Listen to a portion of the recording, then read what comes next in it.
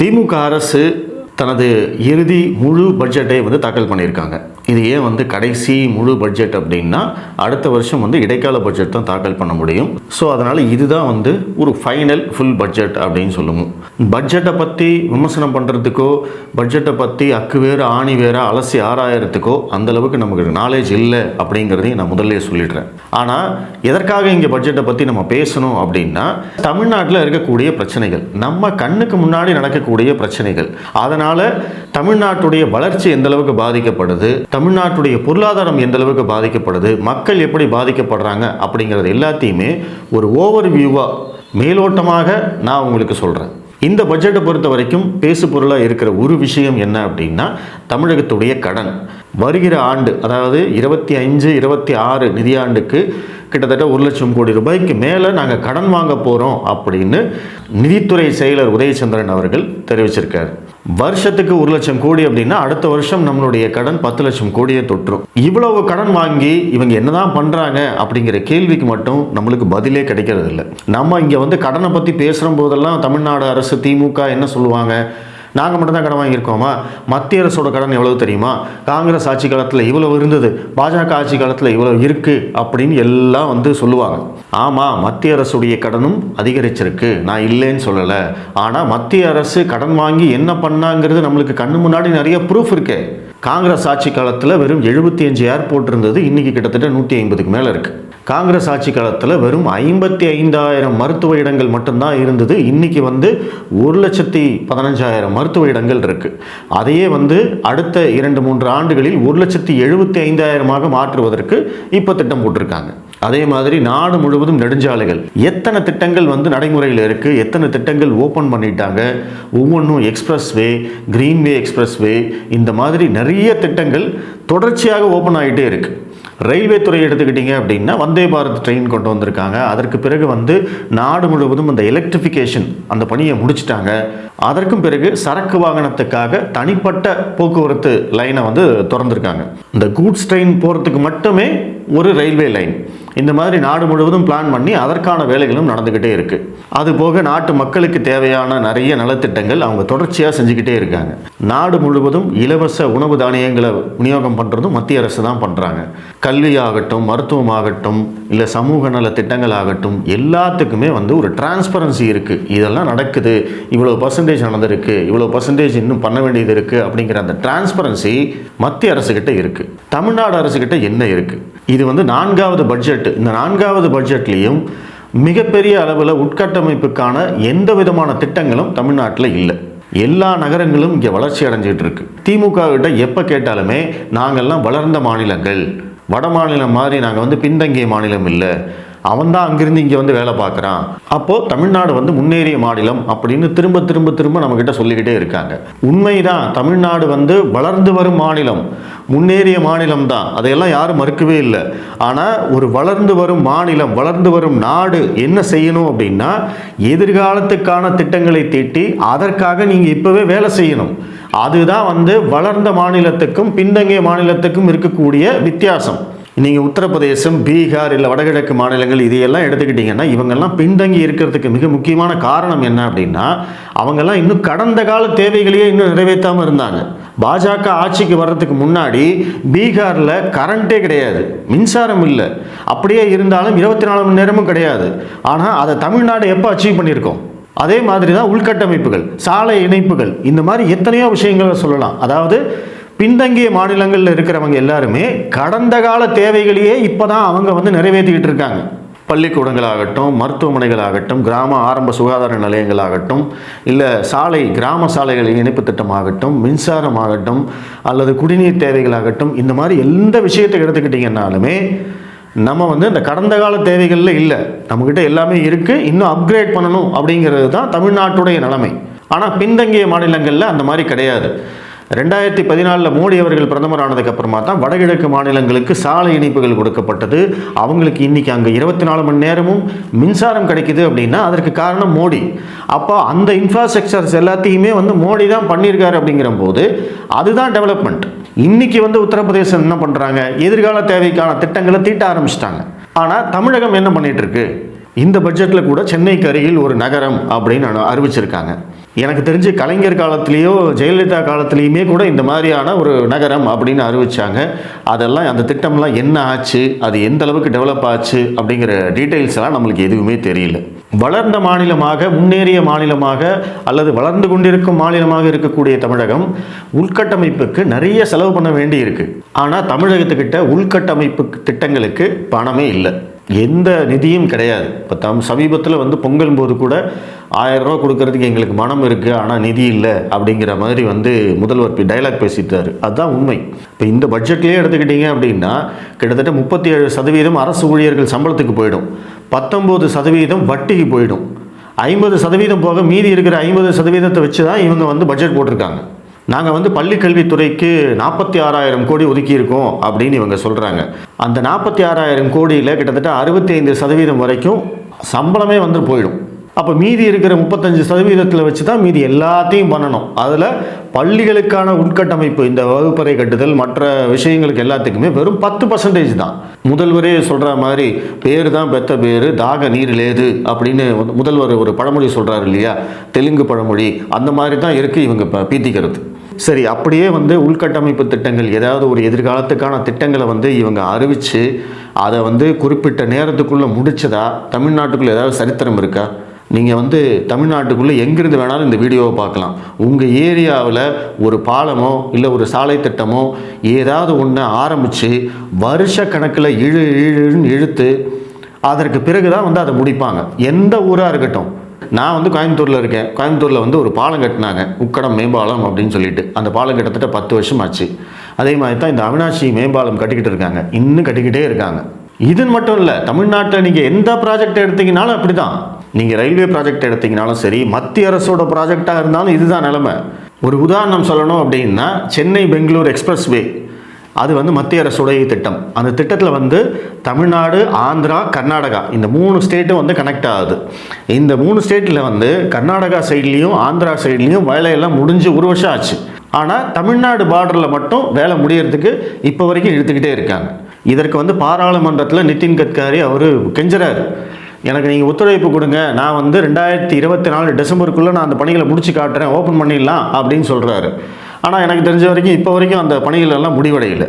இதுதான் வந்து இங்கே இருக்கக்கூடிய நிலைமையாக இருக்குது. மத்திய அரசு திட்டமாக இருந்தாலும் இவங்க ஒத்துழைப்பு தர்றதில்லை, மாநில அரசு திட்டங்களுக்கும் இவங்க குறிப்பிட்ட நேரத்தில் எந்த திட்டத்தையும் முடிக்கிறது கிடையாது. ஏன்னா அதன் மூலமாக இவங்களுக்கு லாபம் இருக்குது. உதாரணத்துக்கு ஒரு பாலத்தை வந்து 100 கோடி ரூபாய் பட்ஜெட்டு அப்படின்னு போட்டு கட்ட ஆரம்பிக்கிறாங்க அப்படின்னா அதற்கு வந்து ஒரு காலம் நிர்ணயிப்பதே கிடையாது. இவங்க அதை தாமதப்படுத்தி அதுக்கப்புறம் மெதுவாக கட்ட ஆரம்பித்து நடுவில் அந்த திட்டத்தை அப்படியே விட்டுட்டு அடுத்த வேலைக்கு போயிடுவாங்க. இந்த மாதிரிலாம் நடந்து கடைசியில் என்ன ஆகும்னா அந்த 100 கோடி பட்ஜெட்டு பத்தாது அப்படின்னு அந்த கான்ட்ராக்ட்காரன் வந்து நிற்பான். அப்போ அதில் வந்து ஒரு 15% மறுபடியும் இன்க்ரீஸ் பண்ணி கொடுப்பாங்க. 100 கோடி அப்படிங்கிறது 115 கோடி ஆகும். சரி, 115 கோடி ஆனாலுமே அந்த குறிப்பிட்ட நேரத்துக்குள்ளே கட்டுறாங்க அப்படின்னா அதையும் கட்ட மாட்டாங்க. இவங்க வந்து 2 வருஷத்தில் கட்ட வேண்டிய பாலத்தை 4 வருஷம் 5 வருஷம் இழுத்தாங்க அப்படின்னா 100 கோடி பட்ஜெட் வந்து 150 கோடி 160 கோடியாக மாறிடும். ஏன்னா அதை யாரும் ட்ராக் பண்ணுறதும் கிடையாது. ஏன்னா அந்த திட்டம் அறிவிச்சது பார்த்தீங்க அப்படின்னா 5 வருஷம் 6 வருஷத்துக்கு முன்னாடி அறிவிச்சிருப்பாங்க. அந்த டைமில் அவங்க எவ்வளோ பட்ஜெட் போட்டாங்க, அதுக்கு எவ்வளோ காசு கொடுத்தாங்க, இதெல்லாம் யார் கண்டுக்க போகிறா? அப்போ என்ன ஆகும்னு கொஞ்சம் யோசிச்சு பாருங்கள். மக்களுடைய வரி பணம் எப்படி வேஸ்ட்டாக போகுது அப்படிங்கிறதுக்கு நான் இதெல்லாம் வந்து ஒரு உதாரணமாக சொல்கிறேன். சரியான நேரத்தில் ஒரு திட்டத்தை ஆரம்பித்து சரியான நேரத்தில் முடிச்சிங்க அப்படின்னா அந்த 100 கோடி ரூபாயை விட கம்மியாக வந்து அந்த வேலையை முடிக்க முடியும். மத்திய அரசு அதை தான் பண்ணிகிட்டு இருக்காங்க. எதிர்கட்சிகள் எல்லாரும் வந்து ஒரு சாலையை பற்றி போன வருஷம் பேசினாங்க, உங்கள் எல்லாருக்கும் ஞாபகம் இருக்கும். துவாரகா எக்ஸ்பிரஸ் வே, டெல்லியிலேருந்து ஹரியானா போகிற சாலை அப்படின்னு நினைக்கிறேன். அந்த சாலை திட்டம் குறிப்பிட்ட நேரத்துக்குள்ளே ஆரம்பித்து ஒரு டெட்லைன் வச்சு அதற்கு முன்னாடியே அதை முடித்து அதில் சில கோடிகளை மிச்சம் பண்ணாங்க. இது எல்லாமே சிஏஜி அறிக்கையிலேயே இருக்குது. ஆனாலும் அதை வச்சு இங்கே வேறு விதமான அரசியல் நடந்தது அப்படிங்கிறது வேறு. அதுக்கு தான் வந்து நான் நேற்றே வந்து ஒரு உதாரணம் சொன்னேன். 2014ஆம் ஆண்டு கொச்சின் அண்டு கோயம்புத்தூருக்கு வந்து மெட்ரோ அறிவித்தாங்க. கோயம்புத்தூர் மெட்ரோவை இவங்க கிடப்பில் போட்டாச்சு. அன்றைக்கே இதை பண்ணியிருந்தாங்க அப்படின்னா குறைஞ்ச செலவில் நம்ம பண்ணியிருந்துருக்கலாம். ஆனால் கொச்சின் என்ன பண்ணாங்க, உடனடியாக வந்து கேரளா கவர்மெண்ட் அதுக்கு சப்போர்ட் பண்ணாங்க. 2014 ஆரம்பித்து 2017 மோடி ஓப்பன் பண்ணி வச்சாச்சு. இன்றைக்கி அங்கே மக்கள் மெட்ரோவில் போயிட்டு இருக்காங்க. இங்கே வந்து இப்போ தான் ப்ராஜெக்ட் ரிப்போர்ட்டே சப்மிட் பண்ணியிருக்கோம். மதுரைக்கு இப்போ தான் ப்ராஜெக்ட் ரிப்போர்ட்டே சப்மிட் பண்ணியிருக்கோம். அப்போ நீங்கள் எதிர்காலத்துக்கான திட்டங்களை நீங்கள் எப்போ பண்ணுறீங்க? எப்போவோ செஞ்சுருக்க வேண்டிய, எப்போவோ முடிச்சிருக்க வேண்டிய சில திட்டங்களையும் இன்னும் ஜவ்வு மாதிரி எடுத்துக்கிட்டே இருந்தீங்க அப்படின்னா எப்படி முடியும்? எப்படி வந்து நாடு வளர்ச்சி பாதையில் போகும்? அதைத்தானே அண்ணாமலை அவர் திரும்ப திரும்ப சொல்லிட்டு இருக்காரு, தமிழ்நாடு பின்னோக்கி போயிட்டு இருக்கு அப்படின்னு. அதற்கு மிக முக்கியமான காரணம் இங்கே உள்கட்டமைப்புகளுக்கு செலவே பண்ணுறதில்லை. இப்போ நம்ம என்ன ஆகிட்டு இருக்கோம் அப்படின்னா, இப்போ நம்ம அந்த கடந்த கால தேவைகளை பூர்த்தி செய்யவே முடியாத நிலைமையில் இருக்கோம். இப்போ உதாரணத்துக்கு கோயம்புத்தூர், சேலமோ, சென்னையோ, இல்லை திருப்பூர், ஈரோடு, இல்லை அடுத்த 2ஆம் கட்ட 3ஆம் கட்ட நகரங்கள் எல்லாமே வந்து இன்னைக்கு போக்குவரத்து நெரிசல் அதிகமாகிட்டே இருக்குது. அதற்கெல்லாம் தீர்வுக்கு ஏதாவது திட்டம் இருக்கா இவங்க கிட்ட? எதுவுமே கிடையாது. அப்போ இன்னைக்கு அந்த திட்டமே நம்ம போடலைன்னா இதற்கு மேலே அங்கே பிரச்சனைகள் இருக்குன்னு தெரிஞ்சு அதற்கு பிறகு திட்டம் போட்டு அதற்கு பிறகு அந்த வேலைகள்லாம் நடந்து அதற்குள்ள இன்னைக்கு இருக்கிற போக்குவரத்து நெரிசல் அடுத்த 2 வருடங்கள் 3 வருடங்களில் வந்து பார்த்தீங்கன்னா நகரங்கள் எல்லாமே அப்படியே விழி பிதுங்க ஆரம்பிச்சிடும். சென்னையெல்லாம் அப்படிதான் ஆச்சு.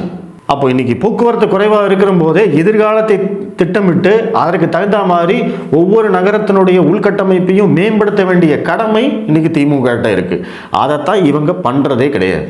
எந்த திட்டமாக இருந்தாலும் அதை வந்து தாமதப்படுத்தணும். இப்போ 8 வழிச்சாலையே எடுத்துக்கோங்களேன். சேலம் சென்னை 8 வழிச்சாலை, சேலம் சென்னை 8 வழிச்சாலை 2017ஆம் ஆண்டு 18ஆம் ஆண்டு அறிவித்த திட்டம். அன்னைக்கு வந்து அதனுடைய மதிப்பு 10,000 கோடி ரூபாய். அன்றைக்கே மாநில அரசு, எதிர்கட்சிகள் எல்லாரும் சேர்ந்து ஒத்துழைப்பு கொடுத்து இந்த ரோடை போடலாம் அப்படின்னு சொல்லி நிலம்லாம் எடுத்து கொடுத்துருந்தாங்க அப்படின்னா அந்த 10,000 கோடியில் முடிச்சிருப்பாங்க திட்டத்தை. அப்போ இன்றைக்கி 5 வருஷம் 6 வருஷம் கழித்து இன்றைக்கி அந்த திட்டத்தை பண்ணிங்கன்னா 30,000 கோடி ரூபாய் வேணும். அப்போ இது யாருடைய வரிப்பணம் போகுது? நான் வரி கொடுக்குறேன், என் வரியை வாங்கிட்டு இப்படி பண்ணுறீங்களே அப்படி பண்ணுறீங்களேன்னு பேசுகிறாங்களே. கண்ணுக்கு தெரிஞ்சு நம்ம இத்தனை 1000 கோடியை விடுறோமே. பரந்தூர் விமான நிலையம் அப்படி தானே இருக்குது. திட்டம் அறிவிக்கப்பட்டு 3 வருஷம் ஆச்சு. இல்லை, நீங்கள் ஒத்துழைப்பு கொடுக்கறது கிடையாது. அப்படியே வந்து நீங்கள் பட்ஜெட்டில் அறிவிக்கிற திட்டங்கள், இல்லை நீங்கள் அறிவிக்கிற திட்டங்கள் எதையாவது நீங்கள் வந்து ஒழுங்காக பண்ணுறீங்கன்னா அதுவும் பண்ணுறது கிடையாது. இப்படியே வேஸ்ட் பண்ணி தான் இன்றைக்கி வந்து 1,00,000 கோடி கடன் மட்டும் வாங்க வேண்டியது இருக்குது. அந்த கடனை வாங்கினா தான் இன்றைக்கி அரசு ஊழியர்களுக்கு சம்பளம், போனஸ் எல்லாமே. இன்றைக்கி பொறுத்த வரைக்கும் தமிழ்நாடு அரசு கடன் வாங்கினா தான் சம்பளம் கொடுக்க முடியும், வட்டி கட்ட முடியும். இப்படி தான் இருக்குது இவங்களோடது. ஆனால் திமுக அரசு இந்த பிரச்சனைகள் எதையுமே வந்து அட்ரஸ் பண்ணுறதே இல்லை. அதுதான் இங்கே மிக முக்கியமான பிரச்சனை. நாங்கள்லாம் எப்படி இருக்கோம் தெரியுமா, தமிழ்நாடு எப்படி இருக்குது தெரியுமா அப்படின்னு எப்போ பாரு வந்து பின்தங்கிய மாநிலங்களோடையே தமிழ்நாட்டை கம்பேர் பண்ணி நாங்கள் தான் ஃபஸ்ட்டு, நாங்கள் தான் நம்பர் 1, நாங்கள் தான் வந்து இதில் நம்பர் 1, சிஏஜி அறிக்கையிலே சொல்லிட்டாங்க, அங்கேயே சொல்லிட்டாங்க, அப்படி இப்படின்னு தொடர்ச்சியாக வந்து ஒரு போலியான பிம்பத்தையே வந்து கட்டமைச்சு அதுலேயே வாழ்ந்துட்டு இருக்காங்க. இதற்கு முன்னாடி 3 பட்ஜெட் தாக்கல் பண்ணியிருக்காங்க. அந்த 3 பட்ஜெட்லேயும் அறிவிக்கப்பட்ட திட்டங்களே இதில் நிறைய திட்டங்கள் தொடங்கப்படவே இல்லை. நிறைய திட்டங்கள் கைவிட்டாச்சு. அப்போ அதற்கு ஒதுக்கப்பட்ட நிதியெல்லாம் என்ன ஆச்சு? அந்த திட்டங்கள்லாம் எப்போ நிறைவேறும்? அது ஏதோ தேவை அப்படிங்கிறதுக்காக தானே நம்ம அந்த திட்டம் போட்டிருக்கோம். இப்போ இவங்களுடைய இன்எஃபிஷியன்சிக்கு இன்னொரு உதாரணம் தான் இந்த அடையாறு ஆறை வந்து சுத்தப்படுத்துகிறேன் அப்படின்னு ஒவ்வொரு வருஷமும் ஒவ்வொரு பட்ஜெட்லேயும் எத்தனை 1000 கோடி ஒதுக்கிட்டு இருக்காங்க. அது என்ன தான் பண்ணுறீங்க? அந்த திட்டம் வந்து நடைமுறைக்கு வருமா வராதா? அதை வந்து செஞ்சுருந்தா இந்நேரம் மாறி இருக்கணுமா வேண்டாமா? இது வரைக்கும் மாறலையே. ஆரம்பத்திலேருந்து கடந்த 50 வருடங்களாக கூவமாற சுத்தப்படுத்துவேன்னு ஆரம்பித்ததுலேருந்து இப்போ வரைக்கும் இந்த திட்டங்கள் எல்லாத்தையும் வந்து இழுத்தடிக்கிறது மட்டும்தான் திமுகவுக்கு தெரியும். திமுகவை பொறுத்த வரைக்கும் வெறும் பெயரளவில் மட்டும்தான் திட்டங்கள் இருக்கும். இப்போ வந்து 7 சிப்காட் நாங்கள் ஓப்பன் பண்ணுறோம்னு சொல்லியிருக்காங்க. 17,500 பேருக்கு நாங்கள் வேலை வாய்ப்புகள் கொடுப்போம்னு சொல்லியிருக்காங்க. இதை வந்து ஒரு மிகப்பெரிய அளவில் விளம்பரம்லாம் பண்ணி என்னவோ இன்றைக்கே வந்து 17,000 பேருக்கு வேலையெல்லாம் கிடைச்சா மாதிரி விளம்பரம்லாம் பண்ணி பாத்தியா சமூக நீதி மாடல்ஸ், பாத்தியா திராவிட மாடல் அப்படின்னு வந்து பேசி எல்லாம் முடிச்சிருவாங்க. அப்புறம் அந்த திட்டத்தை கிடப்பில் போட்டுருவாங்க. இதுதான் வந்து தமிழ்நாட்டில் நடந்துக்கிட்டே இருக்குது. இதையெல்லாம் மாற்றணும் அப்படின்னா இங்கே வந்து ஆட்சி மாற்றம் நடக்காமல் எதுவுமே சாத்தியம் இல்லை. இல்லாட்டா தமிழ்நாடு வந்து இன்னும் பின்னோக்கி போயிட்டு தான் இருக்குது. அதற்கு வந்து நிறைய டேட்டாஸ் இருக்குது. அதை பற்றி பேசுகிறதுக்கு வந்து இங்கே இருக்கக்கூடிய திராவிட கட்சிகள் தயாராகவே இல்லை. எவ்வளவு எஃபிஷியண்ட்டாக மோடி அரசாங்கம் செயல்பட்டு இருக்கு அப்படின்னு தெரிஞ்சாலுமே இங்கே இருக்கக்கூடிய இந்த திமுக திராவிட சொம்புகள் அத்தனை பேருமே மோடி ஒன்றுமே செய்யலை, மதத்தை வச்சு ஜெயிக்கிறாரு, நிறைய கடன் தான் வாங்கியிருக்காரு, உடனே டாலர் ரேட்டை கம்பேர் பண்ணுறது, இந்த மாதிரி தான் வந்து சில்லித்தனமாக வந்து விவாதம் பண்ணுறாங்களே தவிர அந்த எஃபிஷியன்ட் அப்படிங்கிற வார்த்தைக்கே இவங்களுக்கு அர்த்தம் கிடையாது, அர்த்தம் தெரியாது. இன்றைக்கி அந்த கண்மூடித்தனமான எதிர்ப்பை வச்சு தான் இன்றைக்கி திமுக படிச்சுட்டு இருக்கு. அவங்க வந்து நிதி தரல, பாஜக வந்து நிதி தரல, அதை பண்ணல, இதை பண்ணல. சரி எவ்வளோ தரணும் அப்படின்னு நீங்கள் ஒரே ஒரு வார்த்தை கேளுங்க யாருக்கிட்டையாவது. சரி எவ்வளோ சார் தரணும் உங்களுக்கு? அந்த கேள்விக்கு மட்டும் பதிலே வராது. அதுதான் வந்து திமுக.